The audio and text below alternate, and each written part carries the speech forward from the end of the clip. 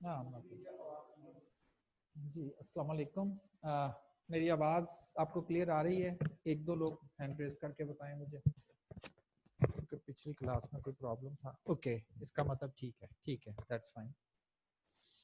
अच्छा जी, मैं थोड़ा सा इसको रिवाइज कर दूं कि हमने लास्ट टाइम एक्चुअली किया क्या था। अब देखें, अक्सर हम एक दूसरे का जब कंपैरिजंस करते हैं तो हमारी एक आदत होती है कि जी वो जरा बताएं कि वो उससे कितना बड़ा है, साइज में, वॉल्यूम में, और मे भी बिजनेस की बात आ जाए तो ये होना हो कि ये कंपनी, दो कंपनियां बिजनेस कर रही हैं और उनके जो एम्प्लॉइज का नंबर है वो दूसरे कंपनी में कितने ज्यादा एम्प्लॉइज हैं। या जस्ट लाइक मैं अपनी यूनिवर्सिटी की अगर बात करूं, और मैं अक्सर लोग पूछते हैं मुझसे आके कि जी आपकी एग्रीकल्चर यूनिवर्सिटी बड़ी है या जीसी यूनिवर्सिटी बड़ी है। अब मुझे नहीं समझ आ रही कि वो किस मैन को पूछता होता कि अच्छा यार एरिया वाइज बताऊं, तो वो कहते हैं हाँ एरिया वाइज चलो बता दो, तो मैं उन्हें बता देता हूँ इतने स्क्वायर किलोमीटर, और जीसी यूनिवर्सिटी बहुत छोटी है ना, उनका इतना स्पेस नहीं है, तो इतने स्क्वायर किलोमीटर। तो कहते हैं यार इससे क्या समझ आई। और मैं उसको जब कहता हूँ ना कि मेरी university agriculture university GC university से एरिया वाइज 5 गुना बड़ी है, तो कहता है हाँ ये अब समझ आई ना। तो यही एक रेशो मेथड है कि जिसमें हम दो क्वांटिटीज का आपस में कंपैरिजन परफॉर्म करते हैं। अब मैंने लिखा हुआ एरिया ऑफ पाकिस्तान या स्क्वायर किलोमीटर्स में लिखा हुआ है, area of India square kilometres में लिखा हुआ है। नहीं आइडिया हो रहा तो फिर सेकंड मेथड अडॉप्ट किया जाए, ratio of the area of Pakistan to India.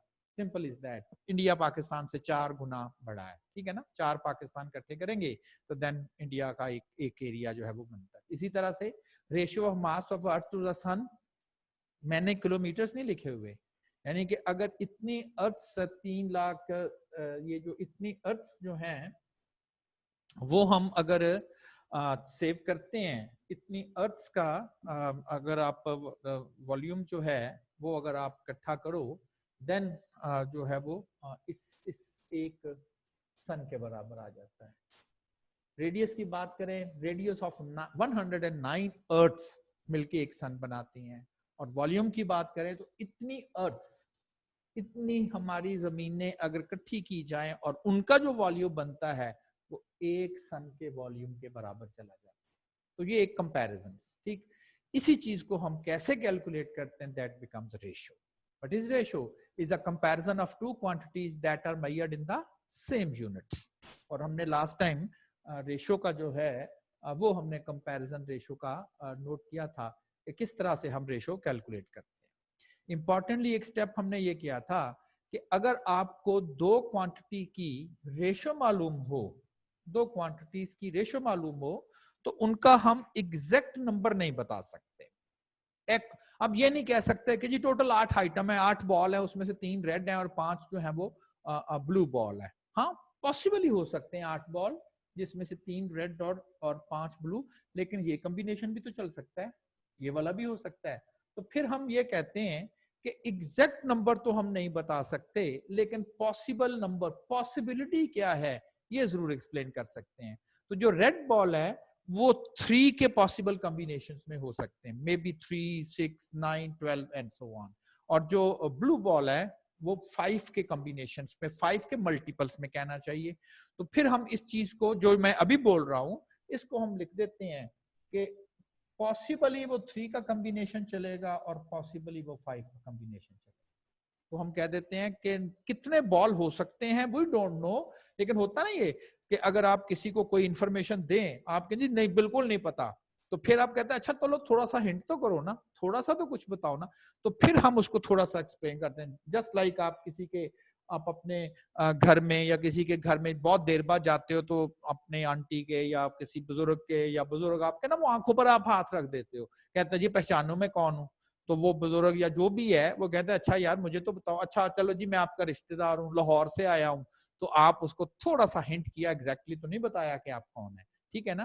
तो इसी तरह से जब आपको रेशो मालूम हो जाती है दो चीजों के कंपैरिजन में, तो इतना जरूर आपको आइडिया हो जाता है कि ये 3 के मल्टीपल्स में चलेगा और दूसरा नंबर जो है वो 5 के ही मल्टीपल में चलेगा। तो ये एक दो हमने लास्ट टाइम जो है वो प्रॉब्लम्स सॉल्व किए थे। एग्जांपल 3 आई थिंक हमने करनी थी जी। एग्जाम्पल 3 है, if the ratio of male to female in a class is 5:3, यानी कि कोई क्लास है उसमें नंबर ऑफ स्टूडेंट्स हैं और उन नंबर ऑफ स्टूडेंट्स का क्या आपस का कंपैरिजन है, क्योंकि रेशो क्या चीज होती है, रेशो कंपैरिजन होता है, तो उनका क्या आपस का कंपैरिजन है उस क्लास में, तो वो हम कहते हैं जी मैम, तो हम ऐसे कहते हैं 5:3 का कंपैरिजन है। यानी कि अगर मेल, और इंपॉर्टेंटली मेल पहले है ना रेशो में, तो मेल अगर 5 है तो फीमेल्स की तादाद जो होगी वो 3 होगी, क्योंकि जो रेशो में नंबर पहले आएगा वो पहला इंडिकेट कर रहा होता, मर्जी नहीं होती आप जैसे मर्जी लिखते हैं। और क्वेश्चन है which of the following could not be the number of students in the class. वो आपसे कह रहा है कि इनमें से कौन सा ऐसे स्टूडेंट्स का नंबर है जो कि क्लास में पॉसिबली नहीं हो सकते। अब आप कहें जी कि रेशो से तो नहीं पता चलता कि क्लास में जो है वो कितना नंबर हो सकता है, तो हम क्या करते हैं, हाँ हमें इतना जरूर आइडिया होगा 5 और 3 8 क्लास के जो टोटल स्टूडेंट्स होंगे वो कितने होंगे, उसका तो बिल्कुल हमें आइडिया नहीं है कि क्लास में टोटल स्टूडेंट्स कितने होंगे। लेकिन एक चीज हमें कंफर्म है कि वो मल्टीपल ऑफ 8 होंगे, और वो कौन सा मल्टीपल होंगे इसका मुझे आइडिया नहीं, बट मल्टीपल ऑफ 8 होंगे। या वो 8 हो सकते हैं और 16 भी 8 का मल्टीपल, आप कहें 16 भी हो सकते हैं, एंड देन 24 भी 8 का मल्टीपल बनता है ना, तो 24 स्टूडेंट बिल्कुल पॉसिबल। उसने कहा कौन से नहीं हो सकते। इसका एक वे ये है कि आप कहें कि चूंकि उसने मल्टीपल ऑफ 8 होना है, और जस्ट लाइक जैसे इक्वेशन सॉल्व करते हैं और आप x का आंसर फाइंड करो,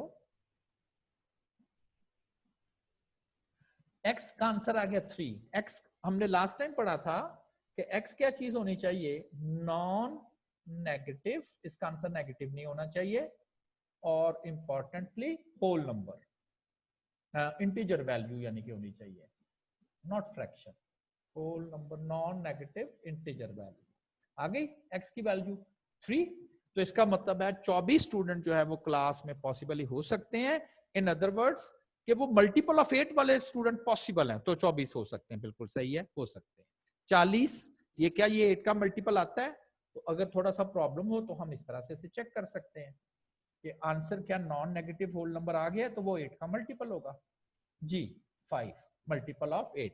तो इसका मतलब है क्लास के पॉसिबल 40 स्टूडेंट भी हो सकते हैं, 150 हो सकते हैं, तो 150 जो है ना वो 8 का मल्टीपल नहीं है। और अगर आप इसको डिवाइड करेंगे तो वो होल नंबर आंसर नहीं आएगा, वो डेसिमल में आ जाएगा।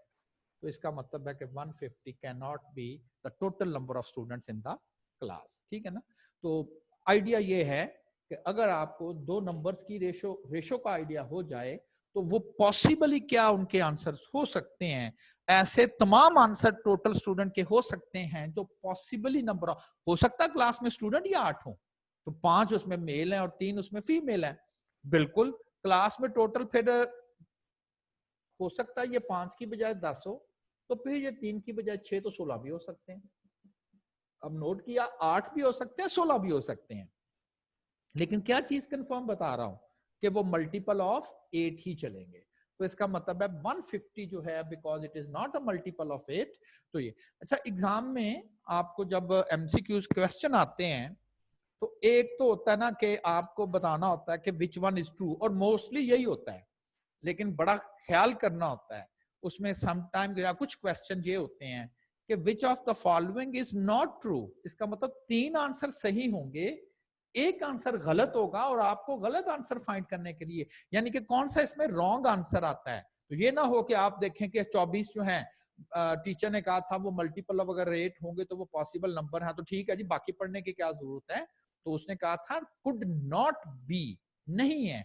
तो 24 के 8 का मल्टीपल है, टोटल स्टूडेंट 24 हो सकते हैं पॉसिबली, 40 8 का मल्टीपल है, 40 स्टूडेंट भी हो सकते हैं, 150 नहीं। कैसे पता चलता है, आप वो क्वेश्चन लिखते हैं ना 8x is equal to 150, x integer value आ गई तो आप कहें मल्टीपल है, नहीं तो नहीं। लाइक अगर फर्ज करें मैं आपको कहता हूं कि ये 25 8 का मल्टीपल बनता है या नहीं, 8 16 समटम, और ये बाकी डेसिमल में आ गया, डेसिमल में आ गया, होल नंबर नहीं रहा, तो इसका मतलब 25 is not a multiple of 8, ठीक है ना। तो आई थिंक सो कि आपको ये चीज का आइडिया हो गया। एग्जाम्पल नंबर 4 है the ratio of two numbers A and B is 5:13। कोई दो नंबर्स हैं A और B और उनका क्या आपस में ताल्लुक है, यानी कि कौन कितना बड़ा है या क्या है, तो ये एक थोड़ा सा आइडिया दिया हुआ है कि वो 5:13 में है। यानी कि अगर आप B की बात करें तो तकरीबन वो A से ट्वाइस से भी ज्यादा है, क्योंकि A को ट्वाइस करें तो 10 बनता है और ये 10 से ज्यादा है। तो आप कह सकते हैं दो नंबर है जिसमें B is a bigger than A, और अगर मैं आपसे या किसी को बताना हो तो कहें जी कि मोर देन ट्वाइस वो उससे ज्यादा है। And some is 90। ये तो दो नंबर्स का आपस का रिलेशन दे दिया और ये भी बताया कि अगर दोनों नंबरों को आप ऐड कर दें तो 90 आंसर भी आता है। कहता नंबर बताएं क्या है, अननोन। देखिए मैथमेटिक्स की डिफरेंट ब्रांचेस हैं और एक जो मैथमेटिक्स की ब्रांच है अलजबरा होता ना, अलजबरा है, ये वाला जो है हम कैलकुलस भी पढ़ेंगे, ज्योमेट्री नहीं पढ़नी हमने, लेकिन ज्योमेट्री ब्रांच का नाम का क्या है, स्टडी ऑफ शेप। अगर मुझसे पूछे तो मैं कह रहा हूं कि यार ज्योमेट्री जब पढ़ेंगे तो आपको बड़ी इसकी डेफिनेशन बताएंगे, लेकिन रफली अगर आपने समझना हो तो स्टडी ऑफ शेप्स है। तो अलजबरा रफली किसी को बताना क्या है, अलजबरा मैथमेटिक्स की वो ब्रांच है जिसमें हम अननोन की वैल्यू फाइंड करते हैं। यानी कि कोई अगर चीज अननोन हो, हमें उसके मतलब हिंट बताया गया हो, उस वैल्यू फाइंड करना तो हम कहते हैं अलजबरा। बिल्कुल ऐसे ही आप इक्वेशन सॉल्व करके नहीं एलिमेंट्री क्लासेस में 9th 10th में आपने कहा जी हम एक्स की वैल्यू फाइंड करते हैं, तो वो बेसिकली अलजबरा कर रहे होते हैं, ठीक है ना। तो ये भी अलजबरा है, कहता फाइंड द नंबर्स। अब नंबर हमें फाइंड करने हैं दो, ए और बी, और उन नंबर्स के मतलब जो बताया जा रहा है या हिंट दिया जा रहा है, एक हिंट तो ये जा रहा है कि उनकी आपस में रिलेशन क्या है, कौन किससे कितना बड़ा है, और दूसरा ये बताया जा रहा है कि अगर उन दोनों नंबर्स को आप सम करेंगे तो आंसर जो है उन दोनों नंबर्स का वो 90 आता है। कहता नंबर बताएं। अब हिंट उसने दे दिया आपको, नंबर आपको बताने हैं। अब देखें, जब आपको नंबर का रेशो पता हो तो आप कह सकते हैं हमें half cook, not fully but आधी हंडिया पकी हुई मिल जाती है, कि हमें थोड़ा सा आइडिया ये हो जाता है कि नंबर 5:13 की रेशो का ये मतलब है कि ए नंबर क्या होगा, ये तो हमें आइडिया नहीं है, लेकिन वो होगा 5 के मल्टीपल में। यानी कि या वो 5 होगा, 10 होगा, 15 होगा, 20 होगा, और जो बी नंबर है वो 13 के मल्टीपल में होगा। 13 होगा, 26 होगा, 39 होगा, एंड सो ऑन। और इसी चीज को जो अभी मैंने वर्बली बोला है, तो मैंने लिख दिया कि चूंकि इनके दरमियान रेशो 5:13 है, तो आप लिख सकते हो कि एग्जैक्टली तो नहीं पता, लेकिन इतना हमें जरूर कंफर्म हो गया है कि ए जो है वो 5 का ही कोई ना कोई मल्टीपल होगा और जो बी है वो 13 का कोई ना कोई मल्टीपल होगा।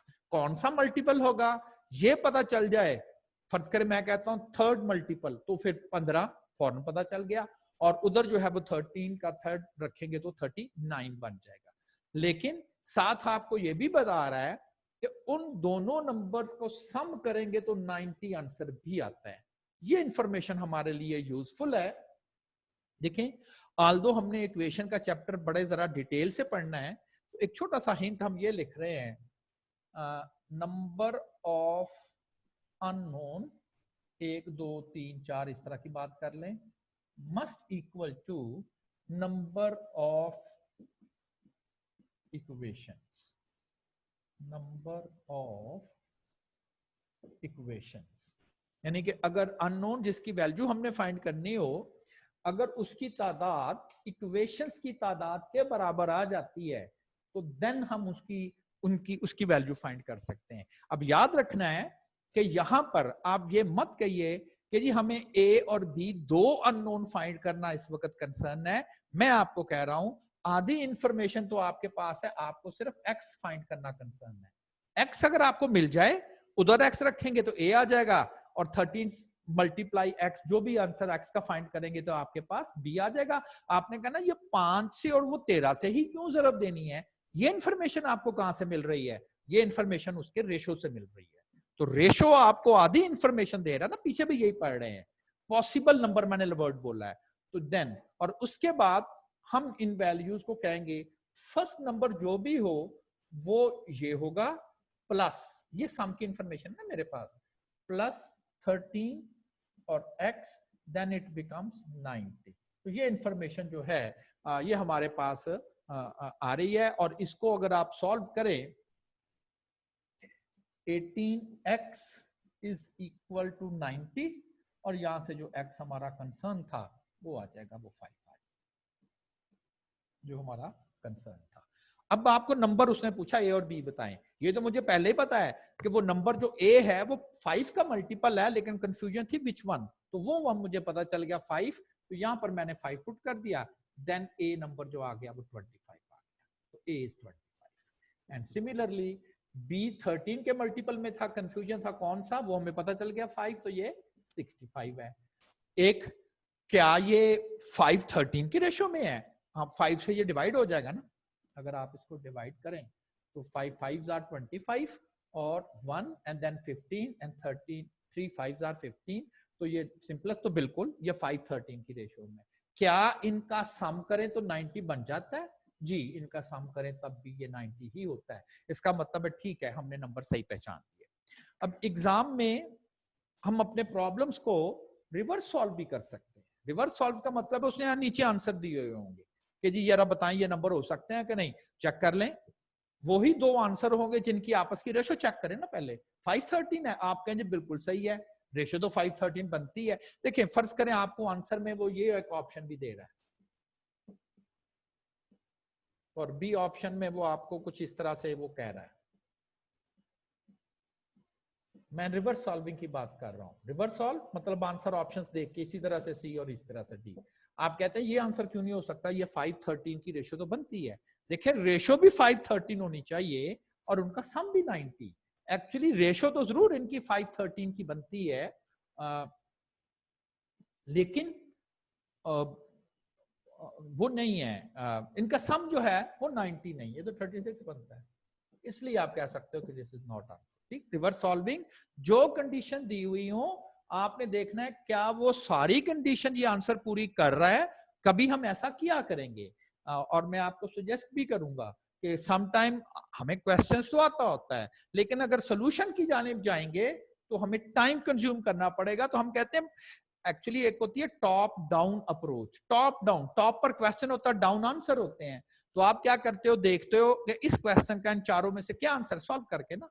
एक होती है bottom up approach. Bottom up में क्या करते हो, जो आंसर लिखे हुए होते हैं उसको आप फिक्स कर देते हो, फिक्स करके देखते हो, आप कहें ये इसके ऊपर बिल्कुल सेट बैठता है, इसका मतलब यही आंसर ठीक है। उसमें आपने सॉल्व नहीं किया बल्कि आपने रख रख के देखा कि कौन सी चीज इसमें जो है वो सेट बैठती। जैसे घरों में कम टाइम कभी मैकेनिक आ जाए ना, तो उसको पुर्जा सही ना मिले तो वो फिर उसके पास 3 4 वो होते हैं थैले में, रख रख के देखता, जो सेट हो जाता कहता यही इसका पुर्जा है या यही इसे पुर्जा लगना चाहिए था। ठीक है ना, तो कुछ इस तरह से। एग्जाम्पल नंबर, ये रिपीट हो गई है, मैं ऐसे डिलीट कर दूंगा, ये एक्चुअली ऊपर वाली 2 दफा कॉपी हो गई थी, सेम है। 5, रेशो बिटवीन 2 नंबर्स इज 7:9।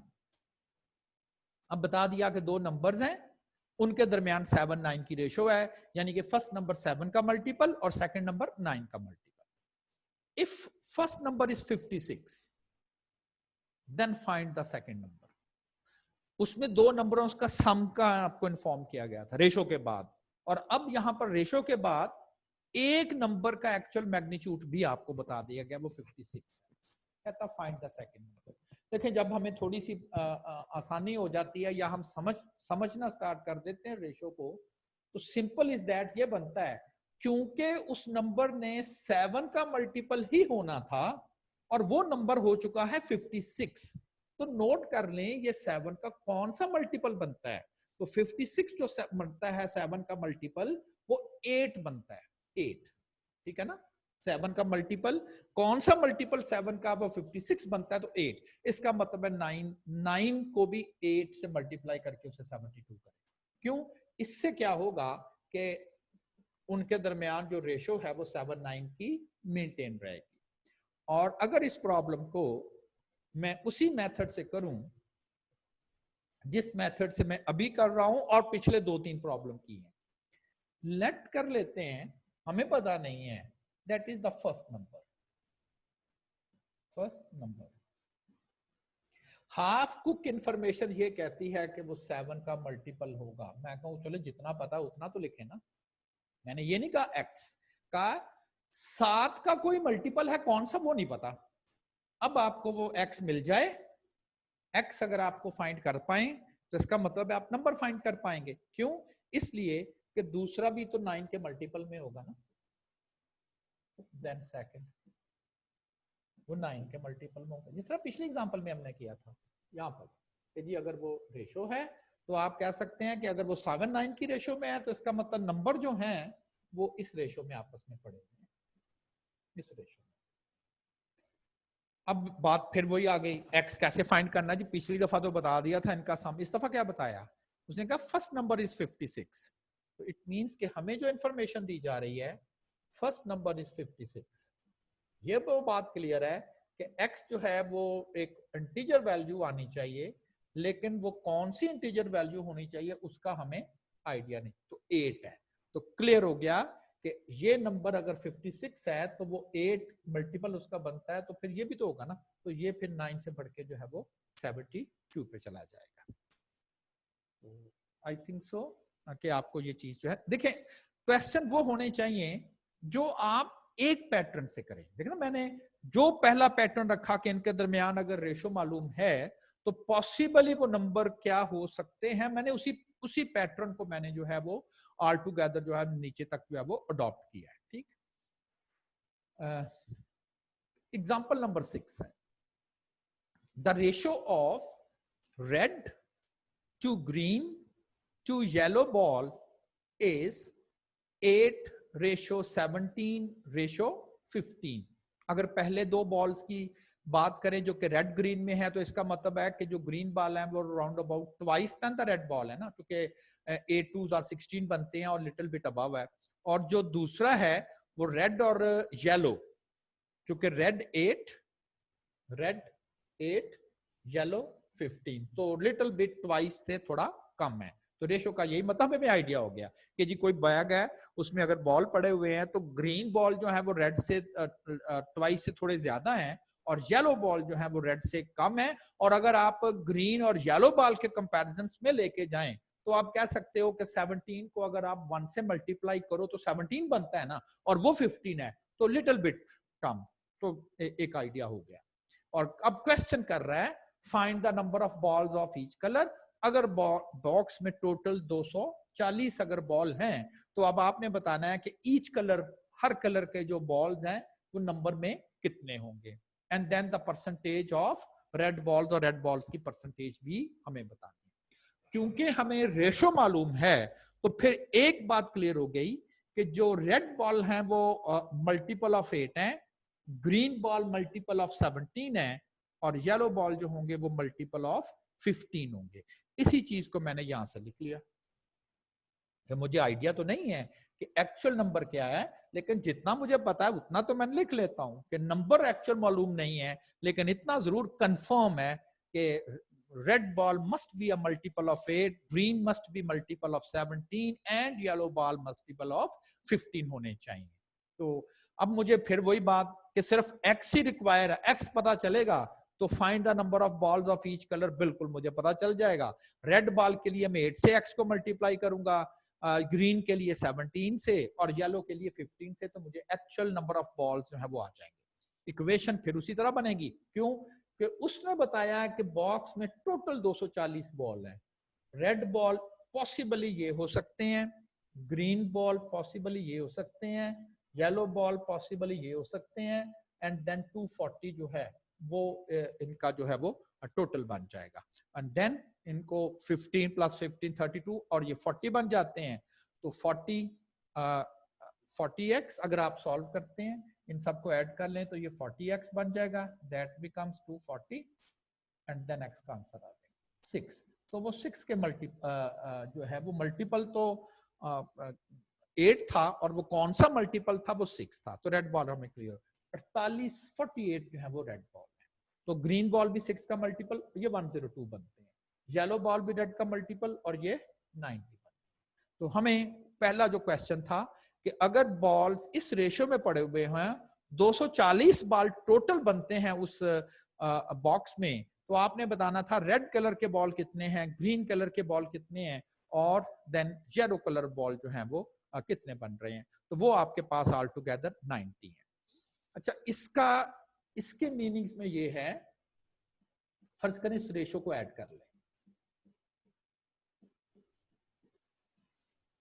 40 बनती है ना, और इसी तरह से अगर आप ये ऐड कर लें 48 plus 102 and plus 90, that becomes 240। ऊपर वाली स्टेटमेंट ये कहती है कि अगर बॉक्स में टोटल 40 बॉल हो तो 40 में से 8 बॉल जो होंगे वो रेड होंगे, 17 बॉल जो होंगे वो ग्रीन होंगे, और 15 बॉल जो है वो येलो होंगे 40 में से। ऐसा जरूर होगा, वरना तो वो रेशो नहीं ना मेंटेन होगी। लेकिन हम कहेंगे नहीं जी, अगर तो वो तो बॉल तो 240 है, अब बताए रेड क्या है, तो ये हमने बता दिया 48 फिर रेड बनेंगे। ये इस फॉर्मूले से हमें इसका मल्टीपल पता चल गया है। 102 जो है वो ग्रीन बॉल बनेंगे, एंड 90 जो है वो येलो बॉल बनेंगे। अब उसने कहा परसेंटेज। एक्चुअली जो परसेंटेज है, अगर आप उस परसेंटेज के फॉर्मूले की बात करें, परसेंटेज होती है पार्ट, यानी कि जिसकी परसेंटेज आपको कैलकुलेट करनी है, ओवर होल कितनी क्वांटिटी। ऐसे कर रहे हैं, मैं ऐसे जरा फार्मूला लिख रहा हूं। तो ये तो आप जानते हैं कि अगर किसी के 70 में से 60 मार्क्स आ रहे हैं, आपके परसेंटेज कितनी बनती, तो आप कहते हो 60 over 70 to 100। 60 is a part जो उसने लिए हैं, over total whole multiply by 100। अब यहां पर जो बात हम कर रहे हैं, अगर पहली बात करें तो 8 अगर रेड है, 17 अगर ग्रीन है, 15 बॉल अगर येलो है, तो टोटल 40 बनते हैं। अगर हमने परसेंटेज कैलकुलेट करनी है रेड बॉल के लिए, टोटल 40 है, how many red, 8 and multiply by 100। ठीक है ना, बात तो एक ही है, पार्ट ओवर ओनली 200। और इसको अगर आप कैलकुलेट करते हो तो ये 20% बनता है, जिसका मतलब है अगर टोटल उस बॉक्स में 100 बॉल हैं तो 20 बॉल जो है वो रेड बन जाएंगे। और अगर आप इसकी बात करते हो कि ये और है, तो देन हम उसकी वैल्यू जो है वो किस तरह से सारी की सारी वैल्यू फाइंड कर सकते हैं। 1 मिनट जी।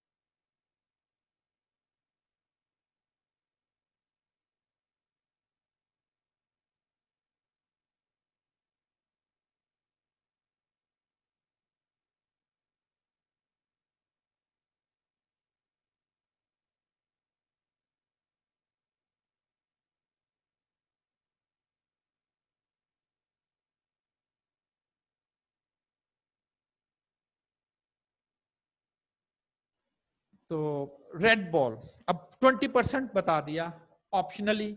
आप कहें जी कि वो हम तो देखिए फार्मूला अब भी मैं वो यूज कर रहा हूं, परसेंटेज ऑफ रेड। अगर 240 की बात कर रहे हैं तो 48 बनते हैं वो, मल्टीप्लाई बाय 100। एक ही बात है ना वो। यानी कि अगर आप देखें तो हमने भी तो 48 की बात की थी हमने, तो 48 ओवर 240।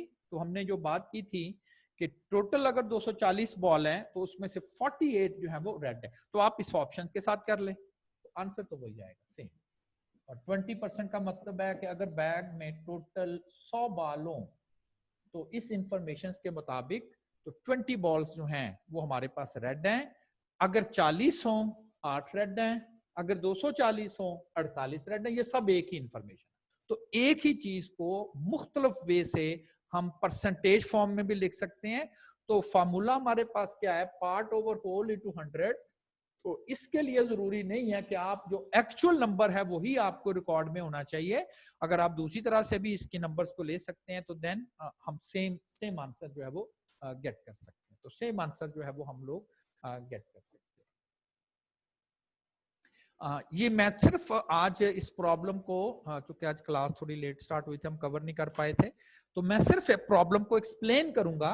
लेकिन आप समझ लें ये वो प्रॉब्लम है जो रियल सेंस में आपके लिए इंपॉर्टेंट है, ऐसा कह लें।